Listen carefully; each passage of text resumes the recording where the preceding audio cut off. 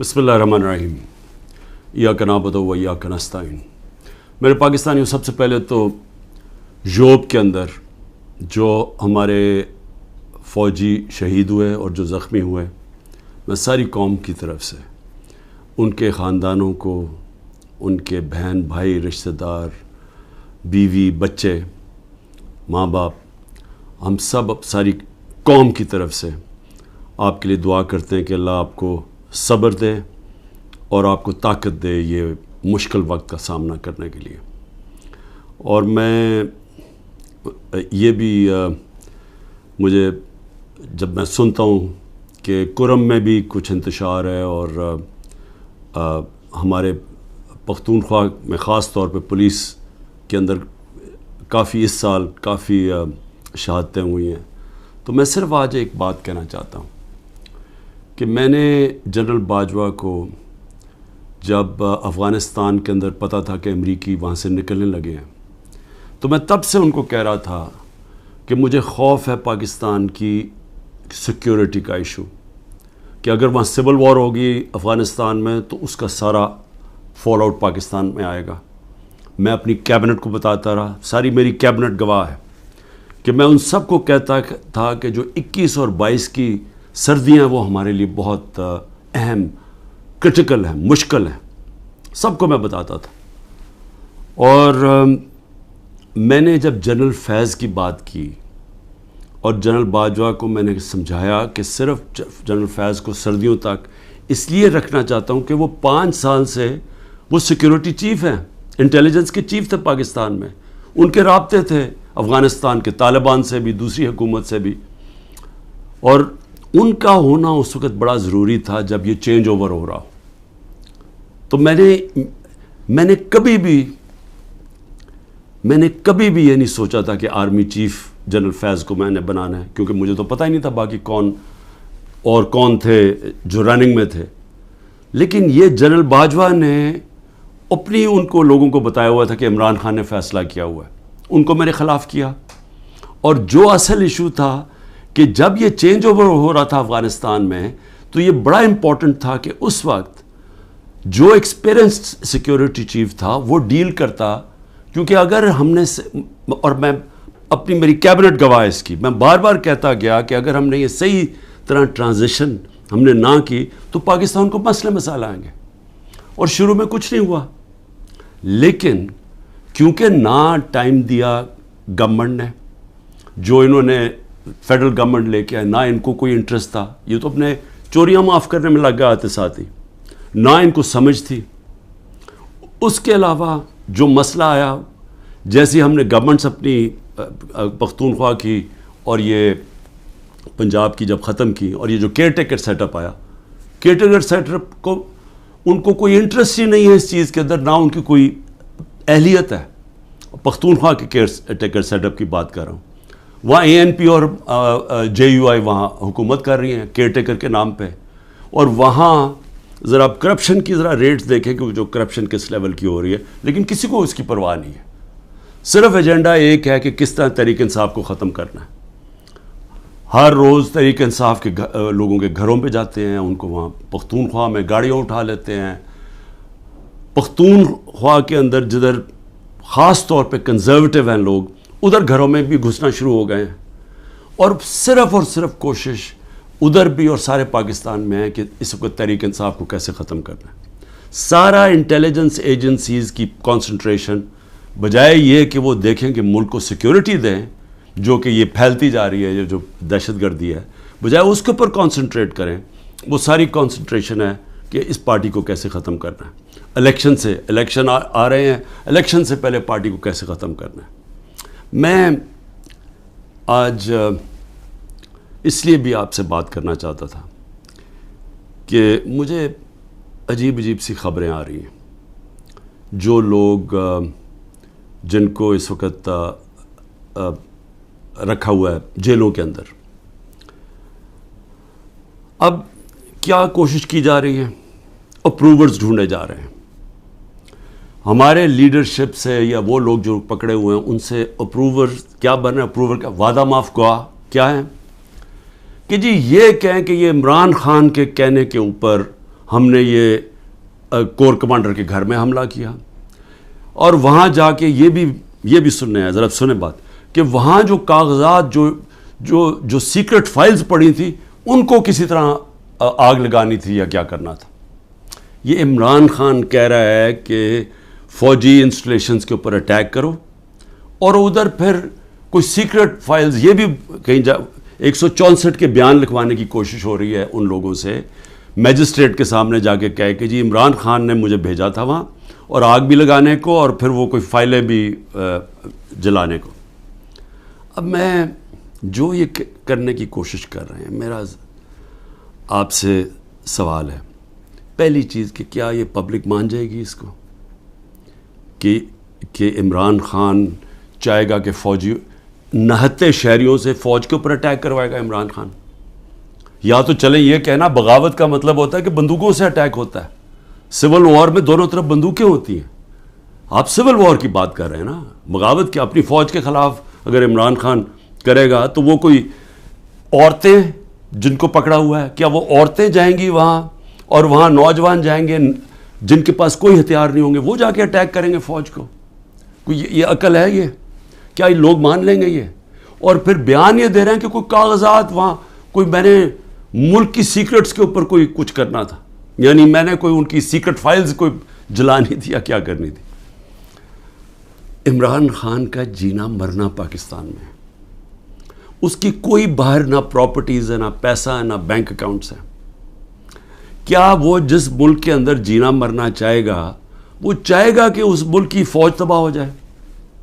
اور جب کہ اس کو پتہ ہے کہ ساتھ والا جو ہمارا ہمسایہ ہے، اس کے اندر جو RSS کی آئیڈیالوجی ہے، جو ان کا نظریہ ہے، وہ پاکستان کو تسلیم ہی نہیں کرتے، وہ جو مسلمانوں پہ ظلم کر رہے ہیں وہاں ہندوستان میں، تو ان کی تو پوری آئیڈیالوجی ہے اس چیز پہ، وہ تو پیچھے دیکھتے ہیں کہ جب سے مسلمان آئے ہماری ہندوستان کی تباہی ہوئی ہے، وہ تو ہمیں سارا ذمہ دار، ہر بری چیز کا ذمہ دار وہ مسلمانوں کو اور پھر پاکستانیوں کو ٹھہراتے ہیں۔ تو کیا عمران خان جو ایک آزاد انسان ہے، وہ چاہے گا کہ اپنی فوج کمزور ہو جائے؟ اور فوج کمزور ہونے کا مطلب کہ ملک پھر ٹوٹ جائے، کیونکہ اتنا بڑا جو ہمارا ہمسایہ جو مضبوط ہوتا جا رہا ہے، تو ان کے تو آپ تھنک ٹینکس میں دیکھیں، ان کے تو تھنک ٹینک کہتے ہیں کہ پاکستان کو 3 حصے میں کر دو۔ سو پہلے تو یہ جو 164 کا بیان ہے، یہ اگر لکھوا بھی لیں گے لوگوں سے، کیا یہ قوم مان جائے گی؟ کیا 9 مئی کا قوم مان گئی ہے کہ یہ عمران خان نے ساری سازش کی تھی؟ یعنی اپنے اوپر یہ حملہ کروایا پہلے کمانڈو سے، اور اپنے آپ کو پھر اس نے جیل میں ڈلوایا، اور پھر وہ سارا پلان کے تحت اس نے فوج کے اوپر حملہ کروا دی۔ کیا یہ قوم مان گئی ہے؟ یہ جو سازش ہے، بغاوت ہے، یہ قوم مان گئی ہے کہ عمران خان بہت بڑا غدار ہے؟ اور اگر آپ نے چیک کرنا ہے تو اوپینین پولز دیکھ لیں، سرویز اٹھا کے دیکھ لیں، کوئی سروے اٹھا کے دیکھ لیں، دکانوں میں نکل جائیں، بازاروں میں پوچھیں کہ کیا یہ واقعی عمران خان نے بغاوت کی تھی؟ اور میں آپ کو اس لیے یہ کہہ رہا ہوں کہ دیکھیں، جو پبلک اوپینین ہے وہ اس طرح کنٹرول نہیں ہو سکتا۔ آپ پروپیگنڈا سے پبلک اوپینین کو نہیں کنٹرول کر سکتے کہ یہ اگر 164 کا بیان آ بھی جائے گا، عمران خان کو جیل میں بھی ڈال دیں گے، سزا بھی دلوا دیں اس کو، سالوں میں جیل میں رکھ لیں، کیا قوم مان جائے گی اس کو؟ کیا دنیا مان جائے گی؟ کیا جو بیرون ملک پاکستانی ہمارا سب سے بڑا اثاثہ بیٹھا ہوا ہے، 1 کروڑ پاکستانی باہر بیٹھا ہوا ہے، جن کی دولت سارے 25 کروڑ پاکستانیوں سے زیادہ ہے، اور وہی پھر سے میں کہتا ہوں، جب انشاءاللہ اس ملک کو ہم اٹھائیں گے ایک دن، تو وہ ان کی انویسٹمنٹ آئے گی جو بچائے گی شروع میں پاکستان کو، اور پھر دنیا سے انویسٹمنٹ آئے گی۔ تو میں ایک تو یہ کہنا چاہتا تھا کہ یہ اور کئی لوگوں کے اوپر تشدد کیا گیا ہے، بری طرح تشدد کیا گیا، اور صرف یہ بیان دلوانے کے لیے۔ اس کے علاوہ جو ہمارے سینئر لوگوں کو رکھا ہوا ہے جیلوں کے اندر ابھی تک، ان سے صرف وہ کہ جی بس بیٹھ کے کہہ دے کہ میں تحریک انصاف چھوڑ رہا ہوں۔ پھر ایک اور سازش چل رہی ہے، وہ کیا ہے؟ سازش یہ ہے جی کہ ہمارے اندر لوگ چھوڑے ہوئے ہیں، ہماری اپنی پارٹی کے، اور وہ جو جن کو انہوں نے توڑ لیا، جن کو انہوں نے کہلوا دیا کہ جی اب تو عمران خان کے اوپر کانٹا ڈال گیا، اس نے تو آنا نہیں ہے، تو وہی لوگ جا کے ہمارے لوگوں کو، جو ہمارے ٹکٹ ہولڈرز ہیں پنجاب میں، یا جو ہمارے ایکس ایم پیز ہیں، ان کو جا کے کہہ رہے ہیں کہ جی اب عمران خان نے تو آنا نہیں ہے، اس کے اوپر تو فیصلہ ہو گیا کہ اس کے اوپر تو ہم نے کانٹا ڈال دیا، تو اس نے آنا نہیں ہے، پارٹی بھی ختم ہو جائے گی اب. تو اس لیے بہتر یہ ہے کہ آپ ایک اور کسی یا یہ جو پی ڈی ایم کی پارٹیز میں چلے جائیں یا جو بھی ہم نے نئی کوئی پارٹی بنائی اس کے ساتھ چلے جائیں. یہ ایک پروپیگنڈا چل رہا ہے ہمارے لوگوں کو. لیکن میں آج سوال پوچھتا ہوں کہ کیوں نہیں پارٹی ٹوٹ رہی؟ کیوں نہیں وہ لوگ جن کے گھروں پہ حملے ہو رہے ہیں، ان کے بیوی بچوں کے اوپر حملے، ان کو بھی نہیں بخش رہے، ان کے بہنیں، ان کے رشتہ دار، ان کے بزنسز، ان کو نہیں بخشا جا رہا؟ وہ ہو رہا ہے پاکستان میں جو میں کبھی بھی نہیں سوچتا تھا کہ ہماری ملک میں ہو سکتا ہے. نہ کوئی ہماری روایتوں کی کوئی فکر کرتا ہے، نہ جو ہمارا دین جو نبی صلی اللہ علیہ وسلم کی سنت تھی، حکم دیتے تھے کہ جنگ پہ جاؤ تو عورتیں بچے بوڑھوں کو، آپ نے دشمنوں کے عورتیں بچے بوڑھوں کو ہاتھ نہیں لگانا. یہاں نہ بوڑھے دیکھے جاتے ہیں، ماں باپ نہ دیکھے جاتے ہیں، نہ بچے دیکھے جاتے ہیں، نہ عورتیں. میری بہن، میری 3 بہنیں، ان تینوں کے کچھ نہ کچھ ان کے اوپر، ایک بہن کے اوپر کرپشن کیسز ڈالے ہوئے ہیں، دوسرے کے بیٹے کے اوپر FIR کاٹ دیے ہیں، ایک کے اوپر ایک کا بیٹا باہر چلا گیا، پاکستان سے باہر چلا گیا. تو ان سب کے اوپر کوئی نہ کوئی کیسز چل رہے ہیں، بیوی کے اوپر کیسز چل رہے ہیں. یہ کب تھا مجھے بتائیں کہ ہماری پولیٹکس میں یہ کب ہم اتنے نیچے گرے تھے؟ ہاں تھے، یہ نواز شریف کی خاص طور پہ، یہ شریف خاندان کا تھا کہ گھر کی عورتوں کے اوپر ہمیشہ اٹیک کرتے تھے. بے نظیر کی اور اس کی والدہ کی تصویریں انہوں نے لاہور کے اوپر نیچے پھینکی، گندی تصویریں. انہوں نے وہ جو ویڈیو ٹیپس، مریم ماہر ہے ٹیپس کے اوپر، وہ ٹیپس بنا لیتے ہیں، بلیک میل کرتے ہیں. یہ تو تھا ان کی روایت پرانی. لیکن یہ ہماری اس قوم کے اندر، ہمارے کبھی بھی ویلیو سسٹم میں اس طرح ہم کبھی بھی نہیں گرے تھے. اس کے علاوہ لوگوں کو اغوا کیا ہوا ہے. اور میں یہ ذرا بتا دوں کہ ہمارا اظہر ماشوانی، ہمارے سوشل میڈیا کا، اس کا بھائی کو 2 مہینے سے اٹھایا ہوا ہے. ہمارا جو علی اوان ہے، ہمارے اسلام آباد سے جو MN ہے، ان کے بھائی کو، وہ ایک پروفیشنل ہے، اس کا تعلق ہی کوئی پارٹی سے نہیں ہے، اس کو اغوا کر کے لے گئے. شہزاد اکبر جو انگلینڈ گیا ہوا ہے، اس کے بھائی جو کہ نارمل نہیں ہے، اب نارمل ہے اس کا بھائی، اس کو اٹھا کے لے گئے، وہ غائب کیا ہوا ہے. یہ سب غائب کیے ہوئے ہیں. جب عدالت میں جاتے کہ جی پیش کرو، پولیس کہتی جو ہمیں پتہ ہی نہیں کدھر گئے. اعظم خان جو میرے پرنسپل سیکرٹری تھے، ان کو اٹھا کے غائب کر دیا ہے. اور کوشش کیا ہو رہی ہے اس کو اپروور بنانے کی، جی عمران خان کے خلاف کوئی سٹیٹمنٹ دیں کہیں نہ. تو شہزاد اکبر جو انگلینڈ میں بیٹھا، اس کو میسیجز آ رہی ہیں، ہم سب کچھ چھوڑ دیں گے اگر تم عمران خان کے خلاف اپروور بن جاؤ کہ اس کے خلاف کوئی سٹیٹمنٹ دے دو. اور عمران ریاض، اب اس کا کیا تعلق تھا 9 مئی کے ساتھ؟ وہ غائب کیا ہوا ہے، اس کو بھی عدالت کہہ رہی ہے اس کو بلاؤ، وہ بھی نہیں آ رہا. یعنی کب پاکستان میں ایسے ہوا تھا؟ کون سے ایک ملک جو کہتا ہے، ابھی بھی ہم کہتے ہیں ہم جمہوریت ہیں، کس ملک کے اندر اس طرح کی نہ عدالتوں کی سنی جاتی ہے، نہ لوگوں کے فنڈامنٹل رائٹس کی کسی کو کوئی پرواہ ہے؟ جو مرضی طاقتور جو فیصلہ کرتا ہے، جو وہ سمجھتا ہے وہ کرنا چاہے وہ کر سکتا ہے.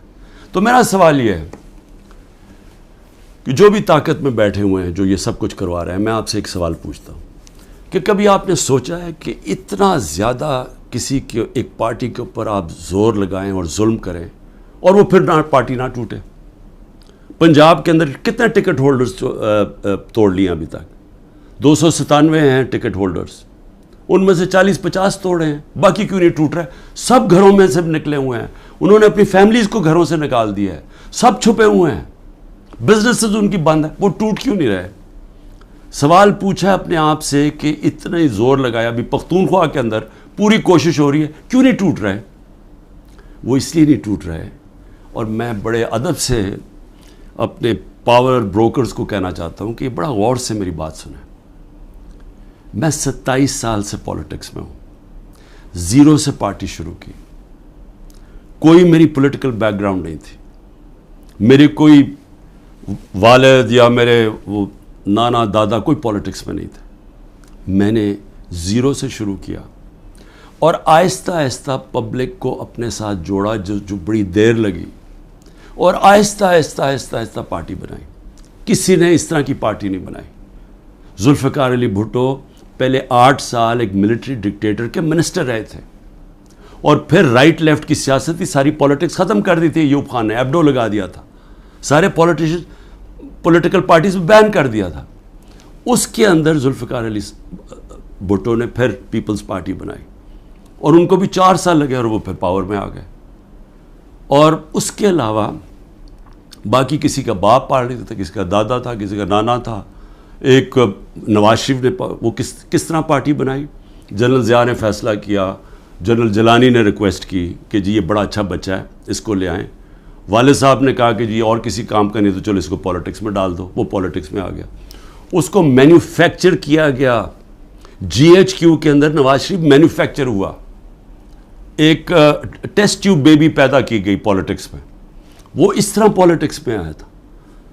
تو تجربہ، میں صرف یہ کہہ رہا ہوں کہ جس آدمی نے زیرو سے پارٹی شروع کر کے 2 پارٹی سسٹم بریک کر کے آج اللہ کا کرم ہے سب سے بڑی پارٹی ہے پاکستان میں، تو کم از کم میرے ویوز ہی سن لیں. کیونکہ یہ جو بھی آپ حربے استعمال کر رہے ہیں یہ آپ کامیاب نہیں ہونے لگے. یہ آپ ملک کی تباہی کریں گے لیکن آپ کامیاب نہیں ہوں گے.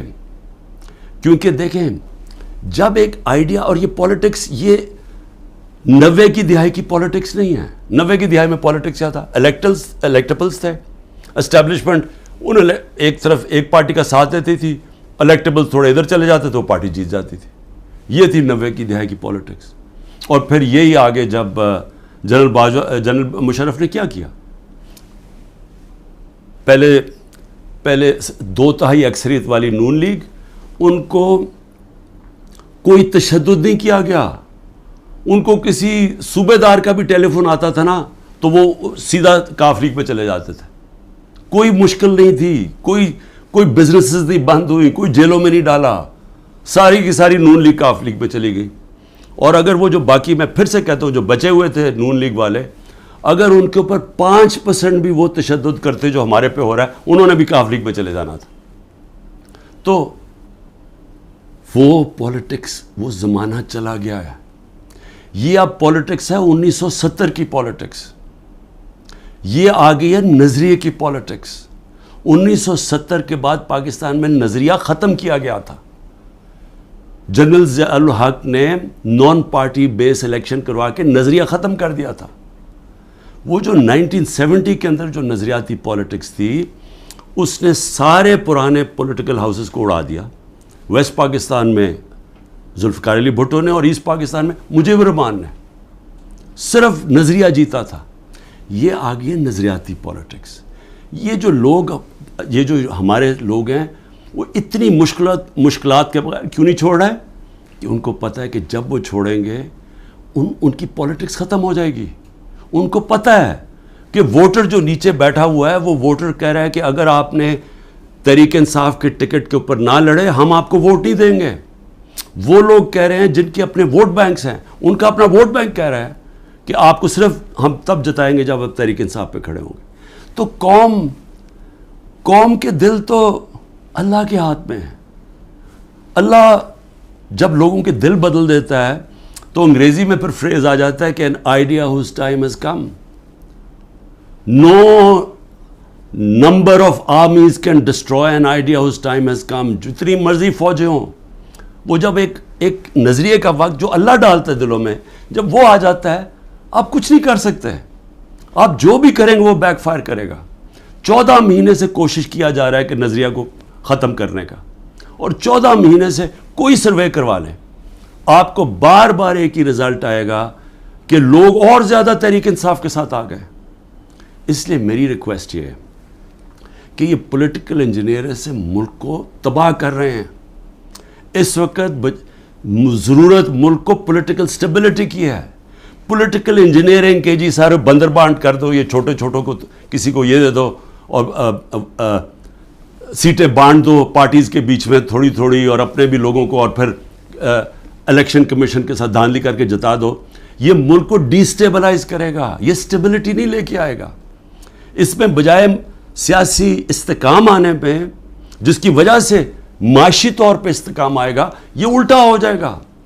اس سے ملک تباہی کی طرف جا رہا ہے. اور میں وہ پاکستانی ہوں، پھر سے میں ریپیٹ کرتا ہوں، میں نے یہ ملک کے چھوڑ کے نہیں جانا، میں نے اس ملک کے ساتھ یا اوپر جاؤں گا یا نیچے جاؤں گا. میں وہ پاکستانی آپ کو ایک ملک کی خاطر کہہ رہا ہوں کہ یہ راستہ نہ پکڑیں جس طرف ہم جا رہے ہیں، یہ ظلم نہ کریں. اس کا کوئی فائدہ نہیں ہونے لگا سوائے ملک کو نقصان ہونے لگا.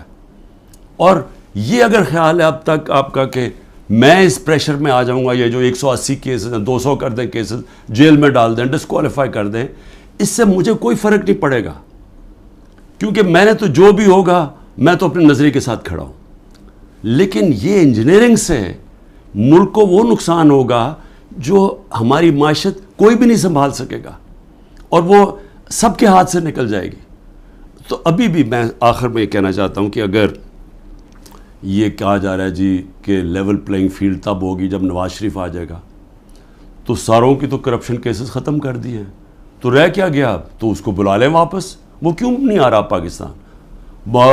چوری کر کے جیل کی سزا، جیل کی 10 سال کی سزا ملی ہوئی ہے، وہ اپنی کہتا ہے جی میری طبیعت نہیں ٹھیک، میں نے مر جانا ہے اگر مجھے برطانیہ نہ بھیجا، اس کو باہر بھیج دیا. یہ پرائم منسٹر نے عدالت میں ایفیڈیوٹ دیا اور ابھی تک کوئی ایکشن نہیں لیا، اور وہ وہاں بیٹھا ہوا اور وہاں جا کے پالیٹکس کر رہا ہے اور آرام سے زندگی انجوائے کر رہا ہے، انتظار کر رہا ہے کہ جب تک عمران خان جیل میں نہیں جاتا، پی ٹی آئی ختم نہیں ہوتی، وہ آتا نہیں.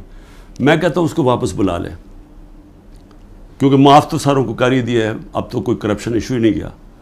اور میں صرف یہ کہتا ہوں کہ صرف یہ میرا ایک چیلنج ہے کہ جس حلقے سے بھی وہ کھڑا ہوگا میں اس حلقے سے کھڑا ہوتا ہوں، اور میں کوئی کیمپین بھی نہیں کروں گا. یہ ڈر ہے نا کہ عمران کو جیل میں ڈال دو، میں کیمپین بھی نہیں کرتا. لیکن میں آج آپ کو پاکستان کی عوام کی فیلنگ بتا رہا ہوں کہ یہ ملک بدل چکا ہے. یہ ملک کبھی بھی اس طرح کے لوگوں کو اب ووٹ نہیں دے گا. قوم کو سوشل میڈیا نے بدل دیا ہے، بچے کے اندر شعور آ گیا ہے. وہ چلے گئے دن جب جس کے اوپر شفقت کا ہاتھ اسٹیبلشمنٹ پہ آتا تھا وہ جیت جاتا تھا. یہ آپ کو پچھلی جولائی کے اندر جب پنجاب کے الیکشنز ہوئے پتہ چل جانا چاہیے تھا کہ لوگوں کی موڈ کدھر جا رہی ہے. وہ اگر جولائی میں پورے جو اسٹیبلشمنٹ کی پوری مدد کیے بغیر کے ساتھ، اس کے باوجود الیکشن کمیشن کی پوری مدد، اگر اس کے باوجود ہار گئے تو اب کیا ہوگا ان کے ساتھ؟ تو اس لیے ان لوگوں کو جو اپنی اب سیاسی موت دیکھ رہے ہیں اور جو اسٹیبلشمنٹ کے پیچھے چھپ رہے ہیں، جن کو کوئی فکر نہیں ہے کہ ملک کو کیا ہوتا ہے، کیونکہ ان کے پیسے باہر پڑے ہیں، ان کے تو ڈالرز میں پیسے پڑے ہوئے ہیں، ان کو تو فرق نہیں پڑنا. تو یہ آڑ لے کے بیٹھے ہوئے ہیں کہ ہمیں اسٹیبلشمنٹ کسی طرح پی ٹی آئی کو ختم کرے، تاکہ جناب یہ ان کے پھر جو 30 سال سے پیسہ کھا رہے ہیں ملک کا اور باہر بھیج رہے ہیں، یہ اپنے وہ دھندے پہ لگ جائیں. یہ ان کی ہے. لیکن جن لوگوں کا جینا مرنا پاکستان میں ہے، ان کو تو سوچنا چاہیے کہ یہ تباہی کی طرف ملک کو نہ لے کے جائیں. پاکستان زندہ باد.